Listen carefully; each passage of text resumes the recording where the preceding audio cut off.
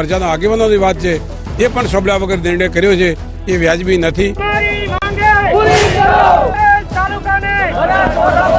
બનાસકાંઠા જિલ્લાની અંદર અમુક તાલુકા છોડતા સમગ્ર બનાસકાંઠામાં મહાભારત જેવો મંડન થઈ ચૂક્યા છે। ઘોર અન્યાય કર્યો છે। ધાનેરા તાલુકાના આગેવાનો પ્રજાજનો કે કોઈને પૂછવામાં આવ્યું નથી। કે લોકશાહીની અંદર આ કોઈ લોકશાહી જેવું છે જ નહીં। જો ધારાસભ્ય કક્ષાના માણસોને ઇન્ટરવ્યુ એમને પૂછવામાં ના આવ્યું હોય, તાલુકા પંચાયત જિલ્લા પંચાયત કે કોઈને પૂછવામાં ના આવ્યું હોય તો આ લોકશાહી જેવું છે જ નહીં। બનાસકાંઠાના બે ભાગલા પડ્યા બાદ વિભાજનનો વિરોધ શમવાનું નામ નથી લઈ રહ્યો। બીજી તરફ સોશિયલ મીડિયા પર વિભાજનને લઈ વાયરલ થઈ રહ્યા છે વિડીયો।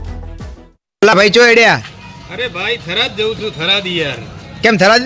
થરાદ બનાસકાંઠામાંથી થરાદ કરાવવું પડશે ને યાર, એટલા માટે હું હેડું હોય યાર। તો મને લેતા જાઓ। અરે માર તો બસ ભરાઈ ગઈ। તમે અરે ઉભા રહો હેડવા તો મારે મોટો થાય, હું ઉભો નહીં મન જવા દો।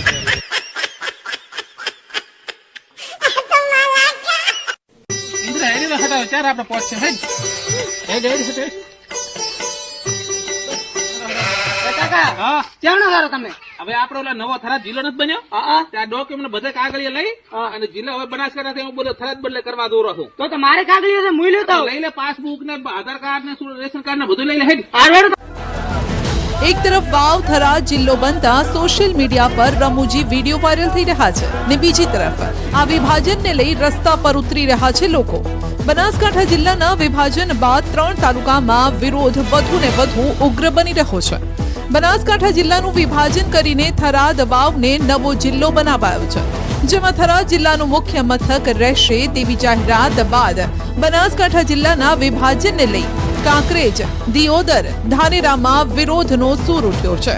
કાંકરેજ અને ધાનેરા તાલુકાના આગેવાનો અને લોકોની માંગ છે કે તેમને બનાસકાંઠામાં જ રાખવામાં આવે, જ્યારે દિયોદરના લોકોની માંગ છે કે વાવ થરાદના બદલે દિયોદરને જિલ્લો જાહેર કરવામાં આવે। ધાનેરામાં હજારો લોકો વિભાજનનો વિરોધ કરવા માટે રસ્તા પર ઉતર્યા। આ લોકોની એ જ માંગ છે કે ધાનેરાને બનાસકાંઠામાં જ રાખવામાં આવે। ધાનેરામાં બંધના એલાન સાથે હાથમાં બેનર લઈ વિશાળ જનરેલી યોજાઈ। ધાનેરા પ્રાંત અધિકારીને આવેદનપત્ર પાઠવીને ધાનેરાને બનાસકાંઠામાં જ રાખવા માંગણી કરવામાં આવી। લડેંગે જીતેંગેના સૂત્રોચ્ચાર પણ થયા। ધાનેરા માંગે બનાસકાંઠાની માંગ સાથે અત્યારે સીધા જે દ્રશ્યો બતાવી સામે કે લડેંગે જીતેંગે મોટી સંખ્યામાં ધાનેરાના ધારાસભ્ય માવજીભાઈ દેસાઈની આગેવાની હેઠળ કોંગ્રેસ અને ભાજપના જે લોકો સહિત ગામના વેપારીઓ જોડાયા છે અને મોટી સંખ્યામાં હાથમાં બેનર લઈને નીકળ્યા છે। અમારે થરાદમાં નથી જવું, અમારે બનાસકાંઠામાં જવું છે તેવી માંગ અત્યારે થઈ રહી છે। થરાદ તાલુકાનું શૈક્ષણિક જોડાણ બનાસકાંઠામાં છે તેવી માંગ સાથે આ મોટી સંખ્યામાં ગામના લોકો જોડાયા છે।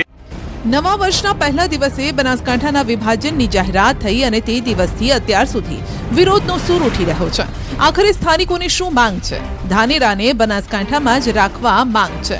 ધાનેરા તાલુકાને બનાસકાંઠામાં જ રાખવામાં આવે। ધાનેરાના બાપલા કિંમતના લોકોને હાલાકીની રાવ। કાંકરેજ તાલુકાને બનાસકાંઠામાં રાખવાની માંગ।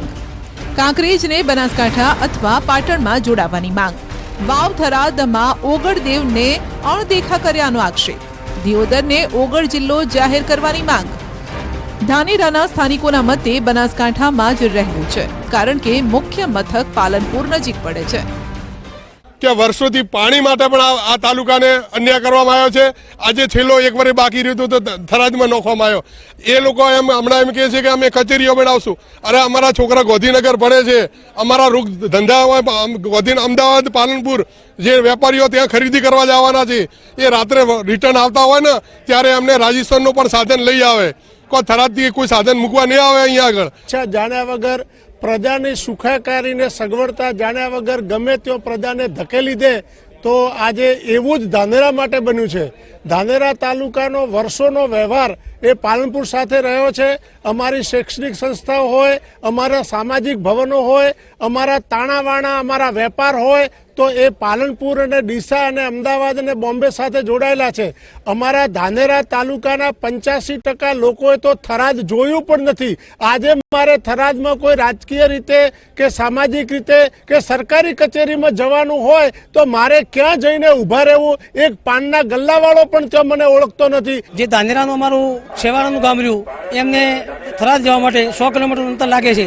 જ્યારે પાલનપુરની અંદર ગમે તે છેવાડાનું ગામડું હોય તો 70-75ની અંદર આવી જાય છે. અને ટ્રાન્સપોર્ટેશનની પણ સુવિધા નથી. શૈક્ષણિક સંસ્થાઓ, અમારી દરેક સમાજની શૈક્ષણિક સંસ્થાઓ આજે પાલનપુરમાં બનેલી છે. થરાદની અંદર નવા જઈએ તો તમે શૈક્ષણિક સંસ્થાઓ ક્યાંથી બનાવી શકીએ? કયો લોકો એટલો ખર્ચો કરી શકશે? તો ધાનેરામાં હિત રક્ષક સમિતિ દ્વારા ધાનેરા બંધનું એલાન આપવામાં આવ્યું, જેને લઈને આજે વહેલી સવારથી ધાનેરાના બજારો સદંતર બંધ રહ્યા. ધાનેરાના વેપારીઓએ ધાનેરા બંધના એલાનને સમર્થન આપ્યું. સાથે જ વેપારીઓ પોતાના ધંધા રોજગાર બંધ રાખી ધાનેરાના આગેવાનો સાથે ધાનેરાના રસ્તા પર ઉતર્યા.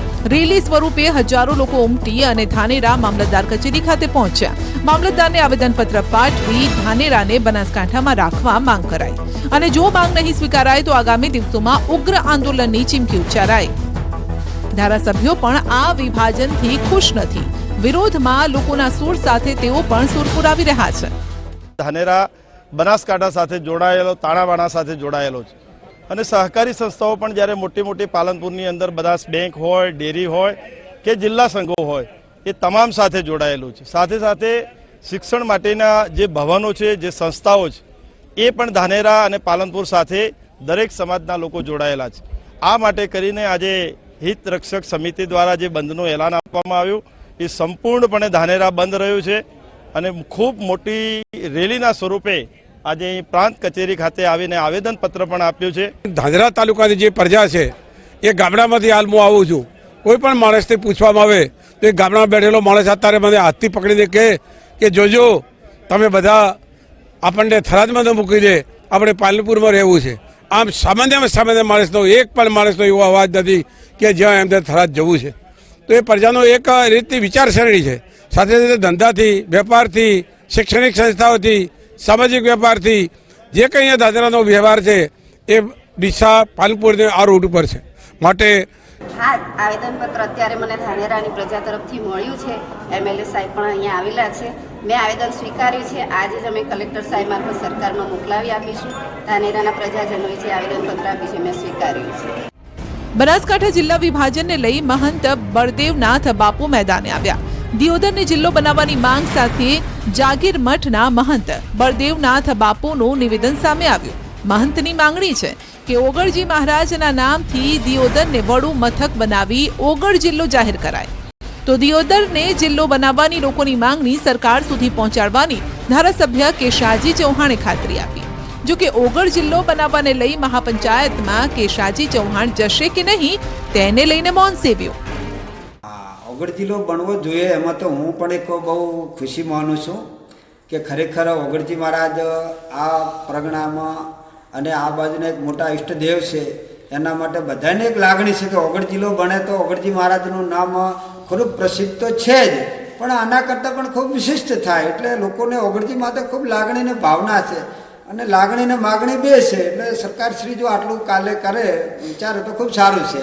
જ્યારે આ વિષયની વાત હતી ત્યારે મેં રાજ્ય સરકાર સુધી એ વિસ્તારની જનતાની જે માગ હતી પહોંચાડી દીધી છે અને ફરી પણ સરકારનું મેં ધ્યાન દોર્યું છે અને સરકાર એ અંગે લોકોની લાગણીની વાચા આપે એવી વિનંતી કરી. કાલ મહાસભા છે, આપ મહાસભામાં જશો ખરા સાહેબ?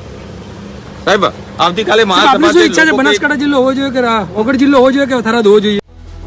રાજ્ય સરકારે જ્યારથી બનાસકાંઠા જિલ્લાના વિભાજનનો નિર્ણય કર્યો છે ત્યારથી ક્યાંક સમર્થન, ક્યાંક નિર્ણયનો વિરોધ થઈ રહ્યો છે.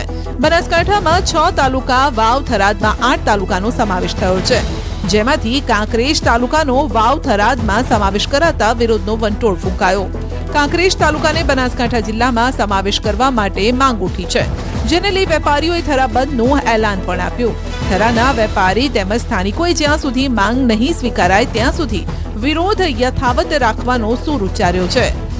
બહુચર માતાના મંદિરે બેઠક યોજી તમામ લોકોએ સમર્થન આપવાની તૈયારી પણ દર્શાવી. કાંકરેજના ધારાસભ્યએ જણાવ્યું કે આ મામલે સીએમ ભૂપેન્દ્ર પટેલને રજૂઆત કરાશે. આ વિભાજનના વિરોધમાં ભાજપના નેતાઓ પણ જોડાયા. બનાસકાંઠાના વિભાજન મામલે પાટણના સાંસદ ભરતસિંહ ડાભીએ સીએમને પત્ર લખ્યો. ભરતસિંહ ડાભીએ કાંકરેજને બનાસકાંઠામાં રાખવા માંગ કરી છે. હવે રાજકીય નેતાઓમાં પણ એક સૂર જોવા મળી રહ્યા છે. આ તરફ બનાસકાંઠા જિલ્લાના વિભાજન બાદ સ્થાનિક લોકોએ રમૂજી વિડીયો પણ વાયરલ કર્યા. જિલ્લાના 2 ભાગ થતા લોકો રમૂજ કરી રહ્યા છે. પોટલા બાંધી લોકો થરાદ જતા હોય તેવો વિડીયો બનાવીને વાયરલ કરી રહ્યા છે. આ મુદ્દે ગીત કોમેડી વિડીયો વાયરલ થઈ રહ્યા છે. સોશિયલ મીડિયામાં લોકો વિડીયો શેર પણ કરી રહ્યા છે.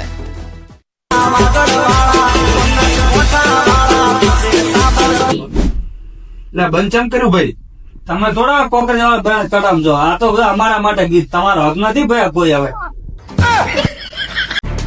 લોકોની મજબૂરીનો ફાયદો ઉઠાવતા તક સાધુઓ.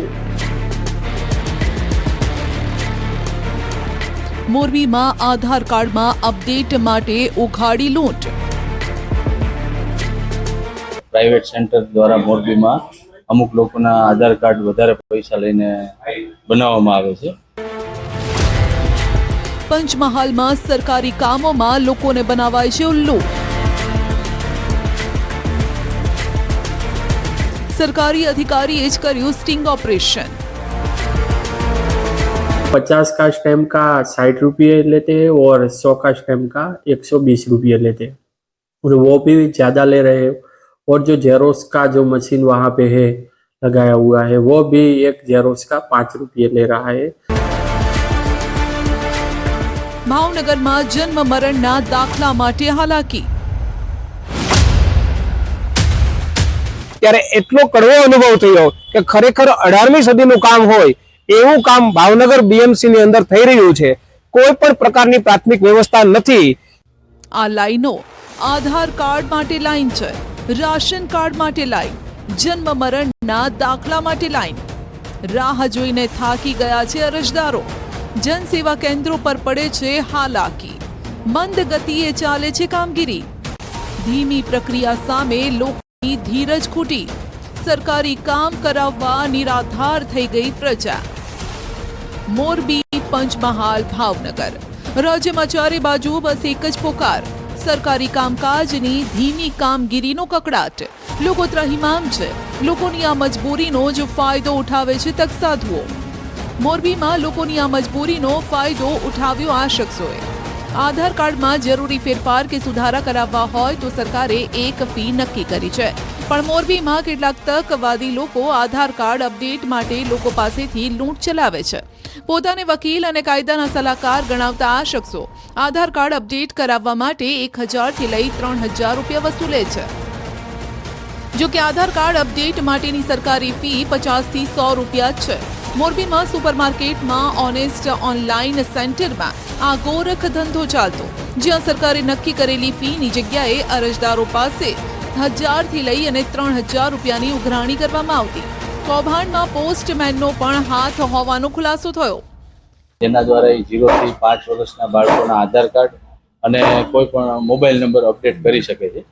તો એ મોબાઈલ નંબર અપડેટ એ મોબાઈલમાં થતો હોય ને એ કિટમાં ગેરરીતિ થઈ એવું અત્યારે પ્રાઇમરી ધોરણે ધ્યાનમાં આવેલું છે. મોરબીની જનતાને એક વિનંતી કરું છું કે કોઈ પણ આધાર રિલેટેડ કામગીરી હોય તેના માટે તે ઓથોરાઇઝ આધાર સેન્ટરમાં જ જાય અને ક્યાંય પણ વધારાની ફી ન આપે અને આવી રીતના ખોટે પોતાના પૈસાનું નુકસાન ન હોય. તો મંજૂરી ન હોવા છતાં પણ આ લોકો આધાર કાર્ડ અપડેટનું સેન્ટર ચલાવતા. માટે તમે પણ જો કોઈ ઓનલાઈન સેન્ટર પર આધાર કાર્ડ અપડેટ કરાવવા જાઓ તો તેની ખરાઈ જરૂર કરવી, નહીતર તમે પણ આ રીતે ભેજાબાજુનો શિકાર બનશો. મોરબી પોલીસે આ બંને ભેજાબાજુની અટકાયત કરી તેમની સામે છેતરપિંડી અને આઈટી એક્ટ હેઠળ ગુનો નોંધ્યો. અત્યાર સુધી આ લોકોએ કેટલા આધાર કાર્ડમાં સુધારા કર્યા અને કેટલા રૂપિયા વસૂલ્યા તેને લઈને તપાસ શરૂ કરાઈ. ઓનલાઈન આધાર કાર્ડમાં કોઈ ફેરફાર કરવાની મંજૂરી કે કોઈ સત્તા નથી અને વધુ તપાસ કરતા માલુમ પડેલ કે આ જે ફેરફાર છે એ ઓનલાઈનના સંચાલક વિજયભાઈ સરળવા જે જયેશભાઈ ગોવિંદભાઈ સરળવા નામના પોસ્ટમેનની આઈડીમાંથી કરતા હતા, જેથી આ અંગે પોસ્ટ ઓફિસના અધિકારી શ્રી ફરિયાદી બની અને સિટી પોલીસનો ગુનો દાખલ કરાયો અને આ ગુનામાં તેમણે જે પોસ્ટ ઓફિસની કીટનો ઉપયોગ કરી અને આધાર અપડેટ કરી દીધા અથવા આધાર બનાવી દીધા અને પોતાના ફાયદા સ્વરૂપ પૈસા કમાણા અને સાથે તેમણે જે ડોક્યુમેન્ટ બનાવી દીધા છે લોકોને એ ખરા હોવાનો અહેસાસ કરાવી, ખરા હોવાની ખાતરી આપી અને એનો ખરા તરીકે ઉપયોગ કરવા માટે પ્રેરણા લોકોને અને પોતે પણ એનો ઉપયોગ કર્યો અને દરેક આધાર કાર્ડની આઈડીમાં છેડછાડ કરેલ હોવાનું માલુમ પડતા આ અંગે ગુનો દાખલ કરવામાં આવે છે. પંચમહાલમાં પણ લોકોની હેરાનગતિનો પર્દાફાશ. વેશપલટો કરી અધિકારીએ કર્યું સ્ટિંગ ઓપરેશન. રાશન કાર્ડને લગતી કામગીરી નિયમો વિરુદ્ધ થતી હતી. સૂટ પેન્ટના બદલે ધોતી અને ઉપર ગંદો કુર્તો, માથા પર ગામડાના વ્યક્તિની જેમ ટોપી પહેરી ગમછો નાખી રિક્ષામાંથી ઉતરતા આ સામાન્ય અરજદાર જેવા લાગતા વ્યક્તિ અધિકારી છે. સરકારી કામમાં લોકોને પડતી મુશ્કેલીનો તાગ મેળવવા અધિકારી એચ.ટી. મકવાણાએ અનોખું પગલું ભર્યું. જેઓ વેશપલટો કરીને વિભાગની ઓફિસ પહોંચ્યા. એચ.ટી. મકવાણા વેશપલટો કરીને પોતાના જ વિભાગના કર્મચારીઓની કામ કરવાની શૈલી જાણવા માટે આવ્યા. અહીં તેઓ કર્મચારીઓની કામ કરવાની રીત અને તેમનું વલણ જોઈને આશ્ચર્યમાં મુકાઈ ગયા. મામલતદાર કચેરી ખાતે પહોંચ્યા બાદ સામાન્ય અરજદારની માફક સરકારી કામગીરીને લઈને લોકોને પડતી મુશ્કેલીનો જાત અનુભવ કર્યો. જિલ્લા પુરવઠા અધિકારીની તપાસ દરમિયાન ચોંકાવનારી હકીકત બહાર આવી. મામલતદાર કચેરીમાં ચાલતી લાલિયાવાડીની પોલ બહાર આવી. સામાન્ય અરજદારો પાસેથી ઝેરોક્સ પેટે તથા સ્ટેમ્પ પેટે વધારે નાણાં પડાવાતા હતા. રાશન કાર્ડના 2 થી 9ના ફોર્મ માટે કોઈ એફિડેવિટ કરવાનું ન હોવા છતાં એફિડેવિટ કરાવીને 300 રૂપિયા ખોટી રીતે લેવાતા, જેના કારણે અરજદારોને આર્થિક બોજો પણ સહન કરવો પડતો. ગોધરા સેવા સદન કચેરીમાં અરજદારો પાસે એફિડેવિટ કરાવવામાં આવતા માત્ર 23 રૂપિયામાં સામાન્ય પ્રક્રિયા પૂર્ણ થતી. તેની જગ્યાએ અરજદારોનો સમય પણ બરબાદ કરાતો અને રૂપિયા પડાવવામાં આવતા. સરકારની રાશન કાર્ડને લગતી કામગીરી માટે એફિડેવિટ કરવાની જોગવાઈમાંથી મુક્તિ અપાવવામાં આવી હોવા છતાં એફિડેવિટ કરાવવામાં આવતી.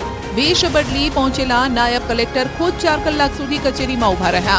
બાદમાં તપાસ દરમિયાન રાશન કાર્ડ ધારકોની પડતર અરજીઓ છેલ્લા 1 વર્ષની કબજે લઈ અને તપાસ હાથ ધરી.